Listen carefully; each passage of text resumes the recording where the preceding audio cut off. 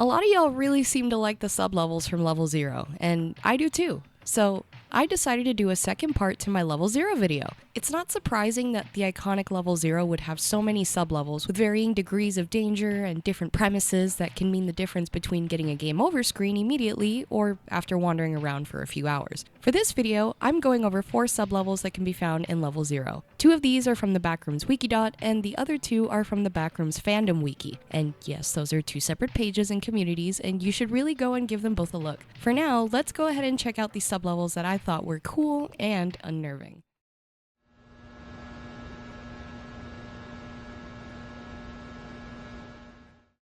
The Manila Room is a name that should be iconic to those who have been around in the Backrooms community for a while. This sublevel is more of a weird sublayer than it is its own separate level, as it can only be found within level 0 itself. This is also the reason why there is no number for this area. The Manila Room is classified as a Class 0 survival difficulty due to it being safe, secure, and completely devoid of entities. It's described as an isolated, square room with thick walls covered in Manila-colored wallpaper, which is where the name of this sublevel comes from. While this general appearance of the Manila Room remains the same, there are small pieces of furniture that can be seen whose appearance may vary between instances of this room showing up. However, wanderers can usually find a table and a chair in between 1 to 4 entrances. A unique property of this sublevel is that it allows wanderers to actually see each other and meet up, and because it's so safe, it has become a popular meeting space for wanderers, especially since once one wanderer discovers it, it will appear and remain in that same location for everyone else in their own iteration of level 0, allowing reliable access to a safe location if you know where to find it. This property also means that wanderers entering the room will look as if they're fading into existence to those who are already present in the Manila Room. The document also mentions that wanderers should be careful and try to not enter from the same location at the same time. I'm not sure what happens if wanderers do that, but I guess it can't be pleasant to experience or look at, I guess. It's probably like that episode of SpongeBob where both Squidward and SpongeBob go through this like weird interdimensional machine that Sandy has, and they come out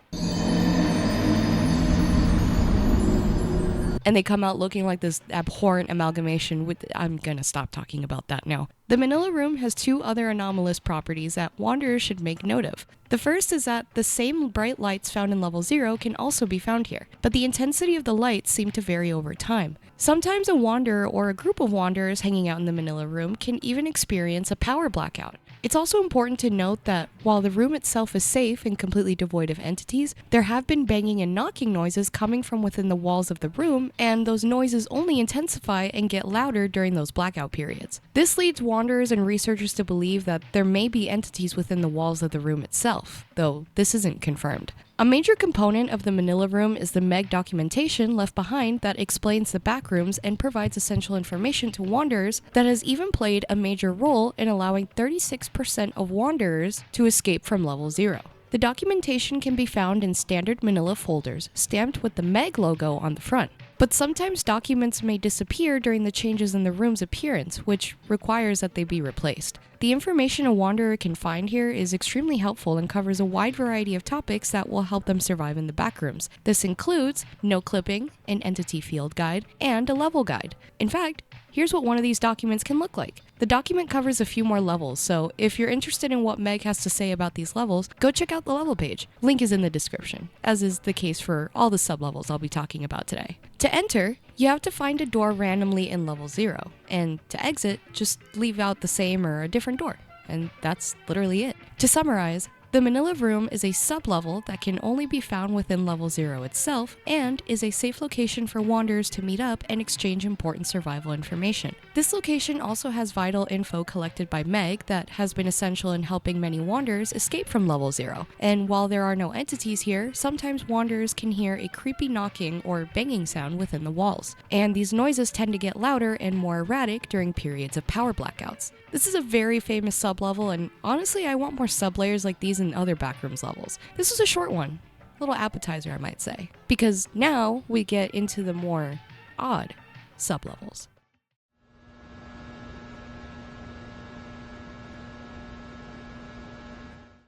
This next sublevel opens with a narrative, so I figured I might as well read it.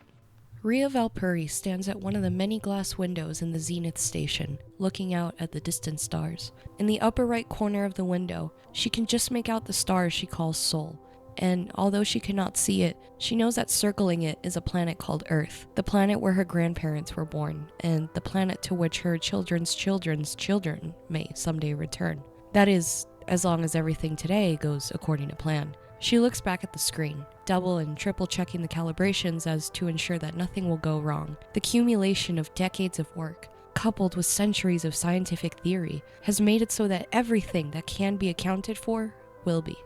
Doubts flood into her head that she cannot push aside. What if something goes wrong? What if something was not taken into consideration? After all, this isn't like other great human achievements.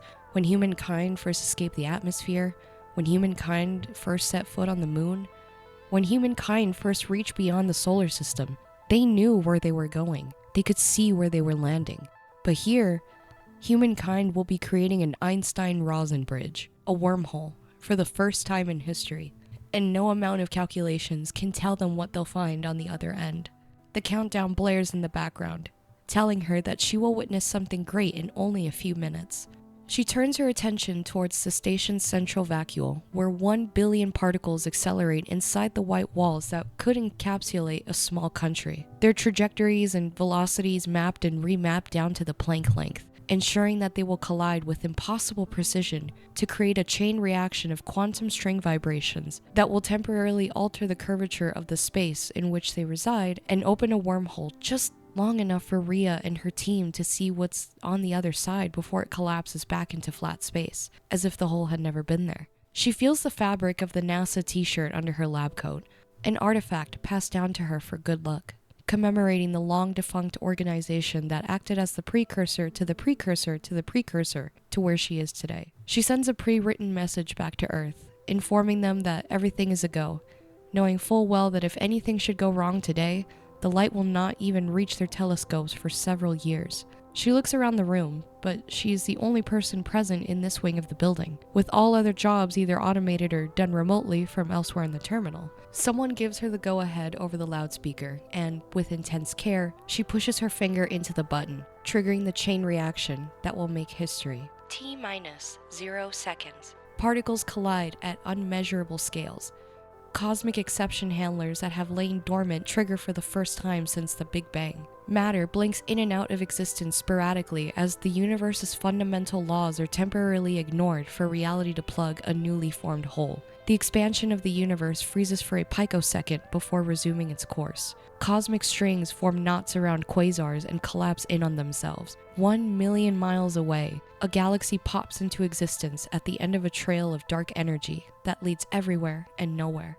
Zenith Station disappears from reality. Zenith Station is removed from reality. Zenith Station leaves the reality it once called home and emerges in one that is completely alien. T-minus 0 seconds.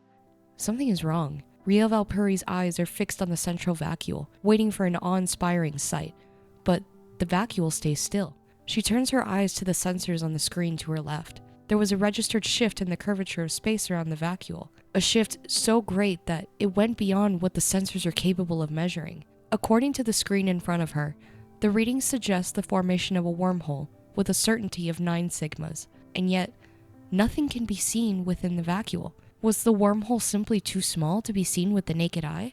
An alarm goes off, and an automated voice over the loudspeaker tells her and everyone else in the station to remain calm. Something is wrong.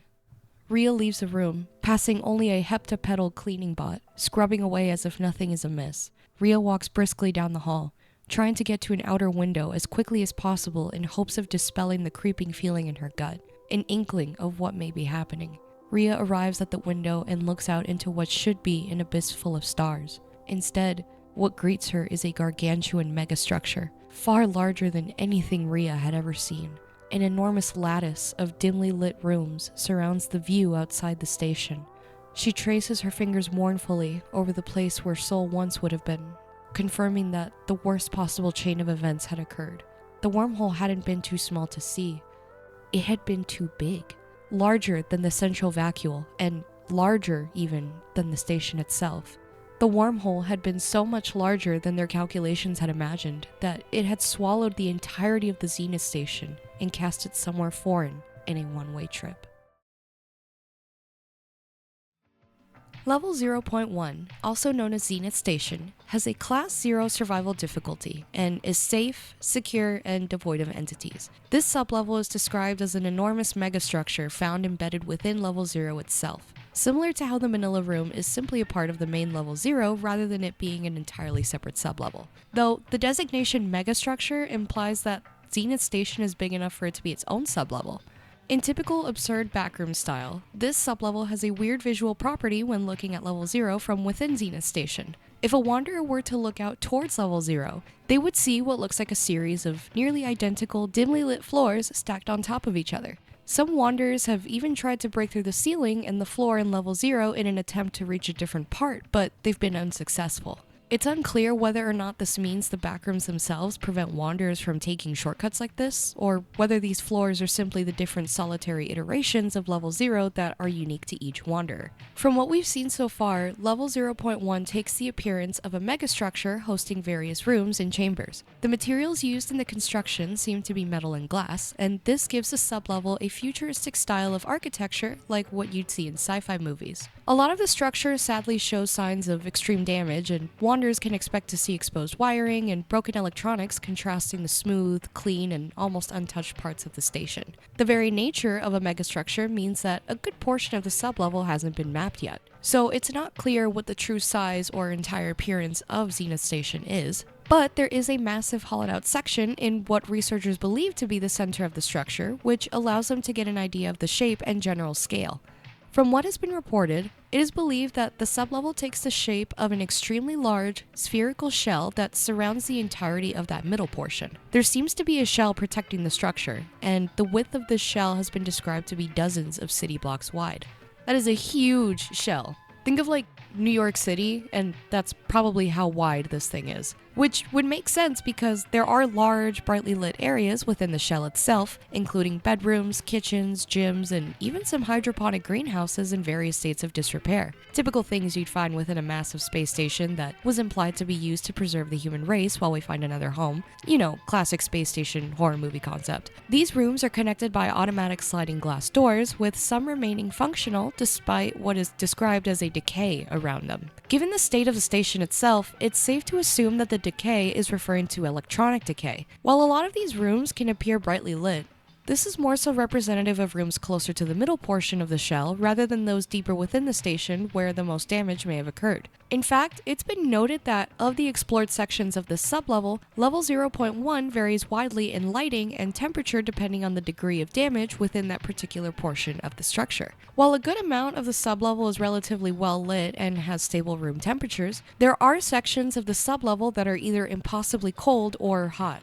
Both are so extreme that it's not likely you'll survive in that section. Not to mention, there are areas shrouded in complete darkness, which, while there are no entities here, you still don't know where you're going, and you could end up lost or accidentally wander into an inhospitable section. It's thought that the damage to the structure affected critical components like power, lighting, and temperature control, which explains why some of the areas are completely pitch black or have extreme temperature variances. And again, while there are no entities here, there are robots and other automatons wandering around, running solely off of their basic programming requirements. Wanderers can even encounter the occasional cleaning or cooking automaton. However, with Level 0.1 still being a part of Level 0, it shares the same anomalous properties, including the fact that wanderers can't encounter each other here, communication and navigation devices malfunction or just straight up don't work, and the instances of auditory and visual hallucinations here are extreme too. It's because of these properties, as well as the damage to the structure itself and the extreme temperatures in some sections, that Zenith Station is not considered a viable option for a colony or outpost. In fact, Meg even warns wanderers to stay away from this sublevel if possible due to the dangers present within Level 0 itself. However, groups like the BNTG will make regular trips to the station in order to gather its various extremely valuable resources and materials. To enter this sublevel, if you're in a treasure hunting mood, you can come across a section that looks like Level 0.1 and walk into it to enter. Of course, due to the sheer size of Level 0, it's a very arduous task and you're more likely to get sent back to the lobby, if you get what I mean, before you can even get close to that hallway. Though, given the fact that the BNTG will regularly make expeditions to this sublevel to gather resources, it's believed that they may have found some secret and reliable way to enter and exit the sublevel safely. To leave the sublevel, You can either find the original section you entered from, which good luck doing that, or find a different section to re-enter back into level 0. Or you can even get lucky with no clipping to end up in level 1. To summarize, level 0.1 is a megastructure that appears to be a massive spacecraft used to theoretically preserve human life. While most of the sublevel remains intact and functional, many portions of the station are shrouded in complete darkness and may even have areas with extreme temperatures that make survival impossible. While the sublevel itself is safe, it's not recommended for wanderers to try and make their way there due to the dangers and sheer size of level 0. Though, if wanderers are lucky enough to come across the threshold between level 0 and level 0.1, they have an opportunity to gather extremely valuable resources and materials. So, really, it's more of an assumed risk and one that wanderers should prepare for if they're interested in making their way over to Zenith Station. Especially since the same properties in level 0, like the inability to use your comms or navigation equipment and audio-visual hallucinations, are also present here. This is a really cool sublevel, and it's another example of a well-done, cosmic-themed sublevel that fits within the absurdity of the level that it's in. It reminds me of level 37.93, Interstellari, that galaxy-themed pool rooms level with the pocket singularities and cute space-themed food stands. I've said it before, and I'll say it again. I want more of these types of levels. What about y'all?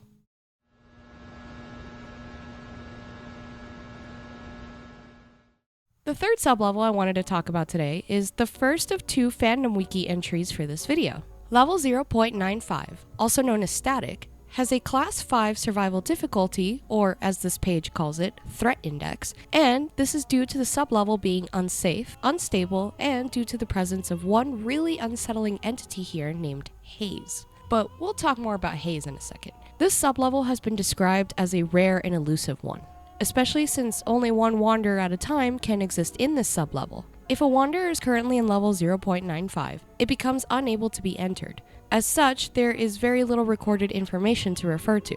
From what we do know, however, the moment a wanderer enters level 0.95, their vision will instantly turn monochrome. All previously heard noises, aka the buzzing overhead lights, will suddenly stop and be replaced by static, and the further a wanderer travels within the sublevel, the more the geometry will shift and warp to be more non-Euclidean in nature. The hallways will begin to stretch on for an abnormal distance, and the surfaces of the level will begin to become smoother and smoother until they look almost like a 3D render. Not only will the appearance greatly differ, but the general feeling of the sublevel will change too. Whereas a wanderer normally feels as though they're walking in a tangible space, albeit a weird one, this sublevel will eventually make the wanderer feel as though they're not moving through anything at all. This phenomenon of the sublevel becoming and feeling increasingly uncanny and non-Euclidean is not yet explained. As the wanderer progresses through the level, the appearance will change from one that looks like a black and white version of level 0 to one that more resembles the true nature and form of level 0.95, a creepy, non-Euclidean hellscape where feeling anything becomes impossible. If a wanderer were to travel deep enough into the sublevel, they have a chance of coming across a room known as the Expanse. The Expanse looks like a giant room with pillars everywhere. The static that the wanderer hears once they enter the sublevel is present here too, and it sounds almost muffled, probably due to the sheer size of the room itself. There's white fog taking up most of the visible space here too, but the geometry is simple and straightforward enough that wanderers are still able to traverse this area with relative ease, which is especially important when you remember that there's an entity nearby. However, there's a reason why I specifically said that it's relatively easy to navigate this area. In this room, wanderers should be on the lookout for furniture like chairs and tables, not just as an obstacle, but also as a means to find almond water. Old television sets playing static can also be found here, but make sure to not touch them or you'll be meeting Haze a little earlier than you wanted. There are also these weird spheres that wanderers can find phasing through the rooms. These spheres are known as mutes, and they also look as though they're made of TV static. They're not entities, but it's highly recommended to avoid them anyway, as touching them will cause the wanderer's body to undergo the effects that the entity itself causes. And I'll get into what those are in a second, but it's also important to note that these spheres cause all sound to cease when they're looked at, hence their name. That effect can also be useful in locating them. You know, in case a giant sphere made of television static didn't stand out enough already. If a wanderer reaches one of the walls in this room, they'll notice rustic-looking doors. However, these are unable to be opened, and it's not known what is on the other side, but wanderers who were lucky enough to recount their experiences describe the noise as sounding like a running sink. So, do with that what you will. They also reported finding a note on a circular table in the expanse, and the note reads as follows. Okay, apparently this sublevel page was deleted, so now we'll never know what the note says. But,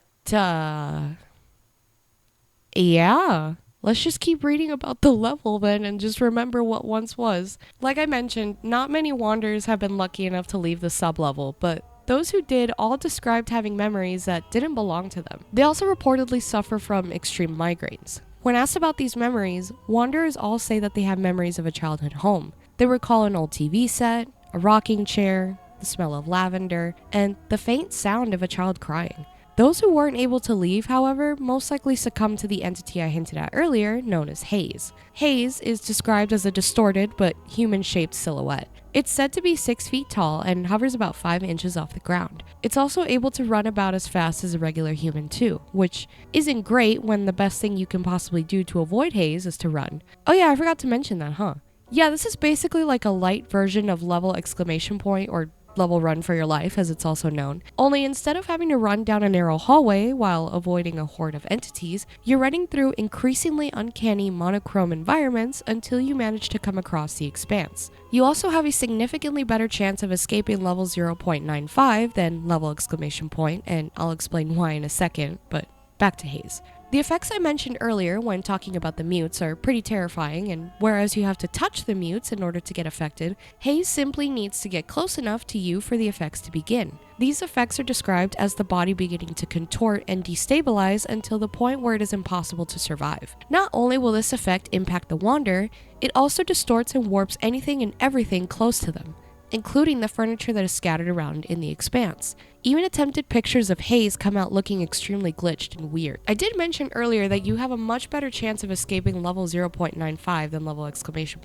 And that is because wanderers have about 10 minutes before haze begins to search for them. If a wanderer is unlucky enough to be spotted by haze, they immediately hear what sounds like a loud human scream pitched up. And this is constant, which helps when you're trying to figure out which direction to go, aka any direction opposite of the screaming. This entity luckily is unable to leave the sublevel, so as long as a wanderer manages to find the exit, then they should be fine. That's assuming you're lucky enough to survive and stick to the rules, however. But it seems like enough wanderers have managed to escape that a small list of what to do in the sublevel was able to be made, and that list is as follows. If a wanderer is unlucky enough to find themselves in the sublevel, they should run through the level as fast as possible in the direction opposite of the screaming. Of course, due to the non-Euclidean nature of the sublevel, it's possible to run in what you think is the opposite direction, only for you to actually be getting closer to haze, so keep that in mind. Seems simple enough, right?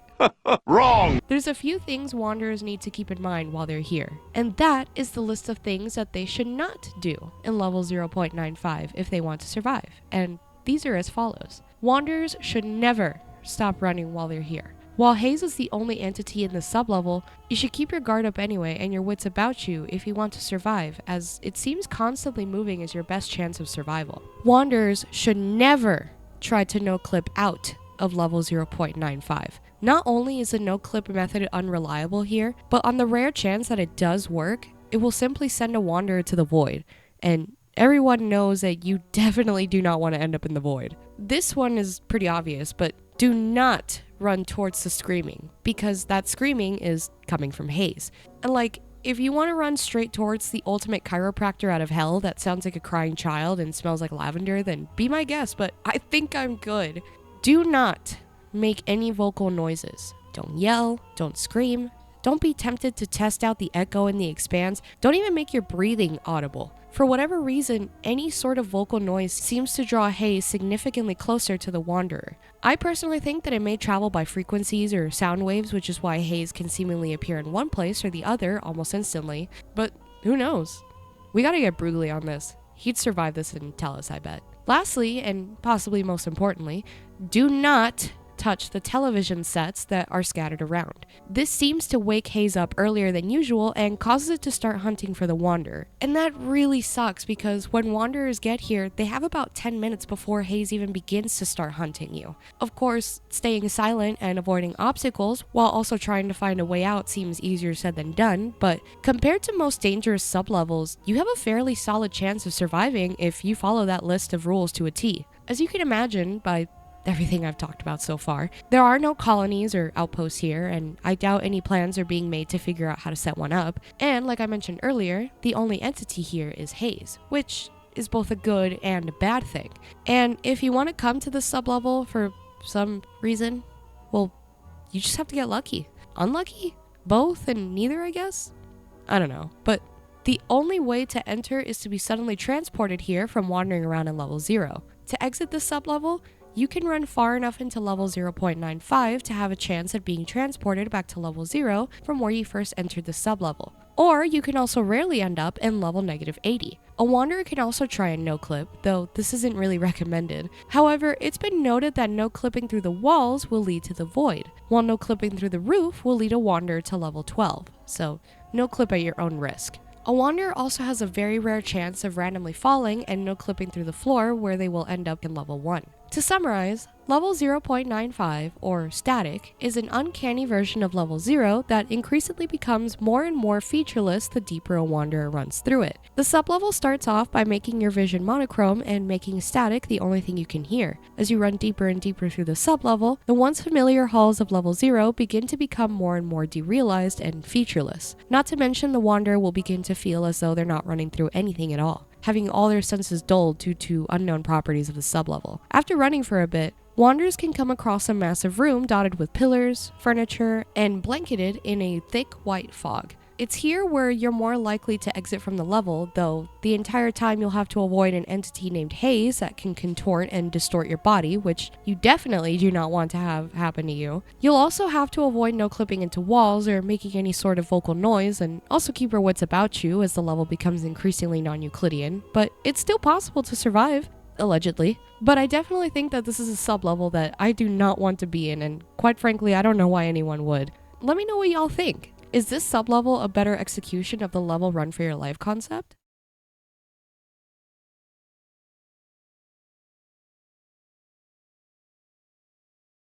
The last sublevel I wanted to talk about today is definitely one of the most unsettling I've ever read about, and I think you guys will enjoy it too. So without any further ado, let's talk about Dullness. Dullness is a sublevel somewhere between level 0 and level 1, and is classified as a class beta due to its inconsistent stability, inscrutable security, and the fact that it is devoid of all life. Described as an endless labyrinth of rooms that vary randomly in size and shape, a lot of these often merge into other structures and create a weird perspective contrast. For instance, a wanderer can come across a room with the dimensions of a small bedroom, and then lead into a room that can exceed the size of a large stadium. The layout of the level itself is described as the same way. This is due to the way the sublevel is structured, where a room might suddenly cut off into a completely different area.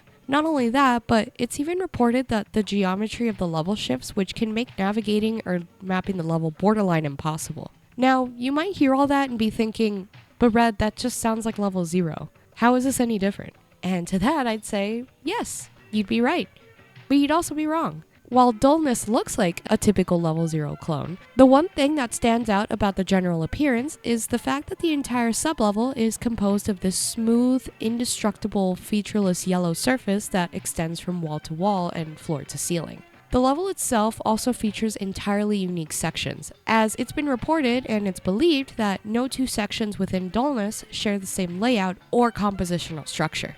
To add to this overbearing monotony and uncanny architecture, the sublevel is also described as completely silent. I'd go a step further and describe it as a vacuum, as no sound can be made within the sublevel itself. Couple this inability to make noise or hear with the weird environment, and a wanderer could start to get really uneasy really fast. This unease will eventually lead into madness as one navigates the corridors. Don't even bother trying to drink your almond water if you brought any, because it seems like the sublevel renders the healing properties of almond water to be completely useless. There also seems to be a dense fog that is enveloping the level, which can make it harder to see and navigate. A light source like a flashlight can help, but it won't last for very long, as the sublevel also seems to make light sources fail and stop working. This is also the same of communication equipment like radios or walkies, so a wanderer wouldn't even be able to try and call for help, which only adds to that overbearing sense of loneliness that is found here. You can rarely encounter another wanderer here, but with the way the sublevel shifts and the weird geometry it has, rare is honestly probably being generous. Another odd quality of this sublevel is the presence of a soft breeze that can be felt flowing throughout the entire sublevel. This breeze is even strong enough to cause noticeable temperature shifts and changes, especially in spaces of varying sizes. Larger spaces, for instance, will be cooler than the more cramped areas. If you look up, you'll notice the typical fluorescent lights in the ceiling, but these panels are weird. They look less like a panel and more like a solid light embedded within the ceiling. Like if you put quartz block in the ceiling in Minecraft and then called it a light. But these panels do, in fact, emanate light. It's not really known how these panels work, as there doesn't seem to be any visible wiring or connectors, and because the panel is entirely flush with the ceiling, there's no way to open it up. Not even async could probably crack this light mystery. Don't forget that the surface that covers the entirety of the sublevel is indestructible too, which only adds to the mystery of how the lights here even work. Like I mentioned earlier, this sublevel is completely silent, and no sound can be made here either. So the usual buzzing from the lights isn't here, but wanderers report headaches and sudden memory flashbacks after looking at the lights for a short while. There's another weird anomaly that happens here, and this is what's known as distortion. A recovered audio log from a wanderer describes their experience within Dullness, and even talks about a new phenomenon that he discovered and even photographed. The audio log is as follows. My name is Ryan Greenfield, and I think I may have found a new level. It began when I was in level 0. I was wandering around, looking for an exit like a sensible person, but after about, a few hours of walking, the entire level shook, like an earthquake.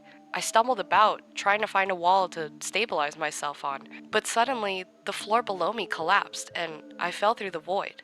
I fell for quite some time before I suddenly blacked out for God knows how long before I ended up here. The walls, they were a solid dull yellow and were perfectly smooth too.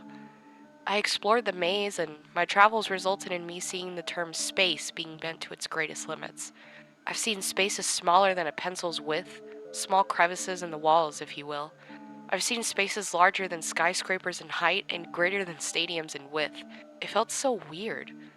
I could be walking through a bedroom-sized area before walking into a narrow hallway with a height that extended up beyond my own vision. But, I felt my head getting a bit wonky and funky, so I did the age-old technique of no clipping and hoping for the best. It didn't work.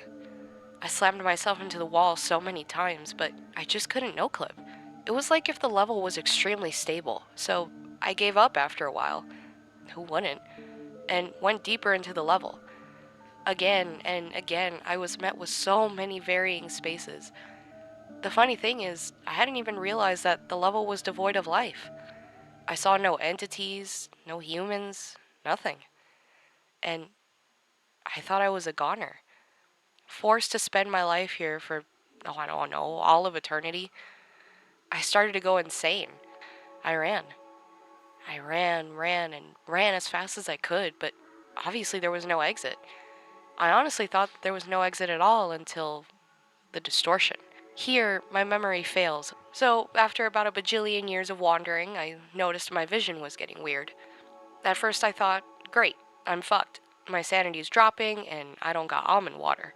But I noticed the walls began fading into different colors. The floors, the ceiling, all of it. It was beautiful, in a way. The merging of the colors, the iridescent, I think that was the word. Walls resembling Dullness walls in a game. I wish I had a camera, but of course I didn't. I don't know, who'll believe me now? The walls fragmented, the floor cracked, the ceiling shifted. Me? I was half dead from fright. I could feel the space around me critically distorting beyond comprehension. I could hear and feel it too. It felt like if time was stopped all around me. It sounded like if reality could contort. Cold, harsh, and an amalgamation of indiscernible noises.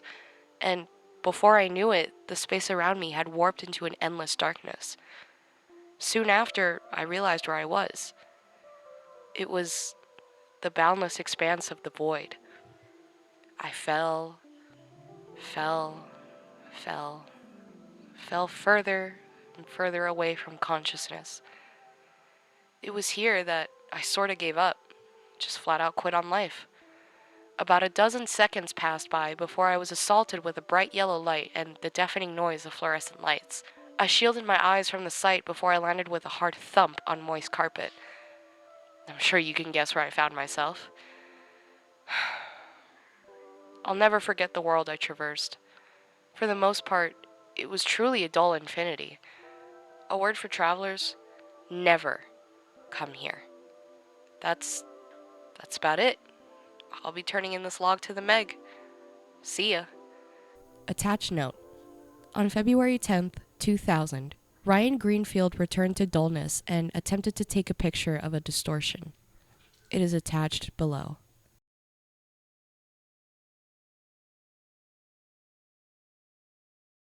There are no bases, communities, or outposts here, and this is mainly due to the isolation quality and the erratic nature of the sublevel itself. To enter the sublevel, well, it's not known how, and this is the same of the exit. There are only theories so far, and as such, it's advised to even avoid trying to come to Dullness. The current theory on how to enter is by no clipping during an energy fluctuation in level 0. It seems like this energy fluctuation is referring to an instance of the distortion, but it's not confirmed. There's also a rumor of there being a dull yellow surface a wanderer can find and no clip through to end up in Dullness, but maybe don't do that? To exit, it's theorized you can do the same no-clip technique during an energy fluctuation to be sent back to level 0, just like what happened to Ryan as he described in his audio log. To summarize, Dullness is a really weird and enigmatic sublevel found between level 0 and level 1. The sublevel itself is a silent vacuum where no sound exists and every surface is composed of the same dull yellow smooth material. The geometry is weirder than usual, and it's even noted that it shifts, which can make navigation and mapping of the sublevel nearly impossible.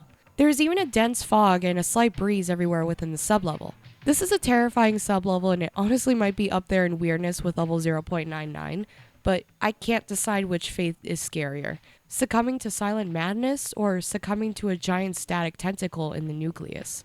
But that was it for part 2 of Spooky Sublevels for level 0. I really hope you guys enjoyed the video, and if you did, be sure to hit the like button and the notification bell and subscribe for more videos like this. Let me know which sublevel was your favorite one in the comments.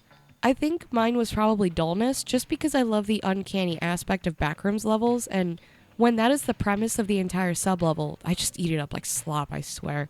I hope you guys take care, and I will see you in the next one. Bye!